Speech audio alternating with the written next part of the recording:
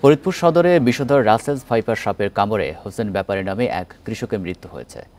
শুক্রবার বেলা ১১টার দিকে ফরিদপুর মেডিকেল কলেজ হাসপাতালে চিকিৎসাধীন অবস্থায় তিনি মারা যান। সদর উপজেলার নর্থ চ্যানেল ইউনিয়নের সাবেক ইউপি সদস্য হেলাল উদ্দিন জানান, বৃহস্পতিবার দুপুরে পদ্মার দুর্গম চরে রাসেলস ভাইপারের কামড়ে অসুস্থ হয়ে পড়েন হোসেন ব্যাপারী। তাকে হাসপাতালে ভর্তি করার পর সেখানে চিকিৎসাধীন অবস্থায় মারা যান তিনি।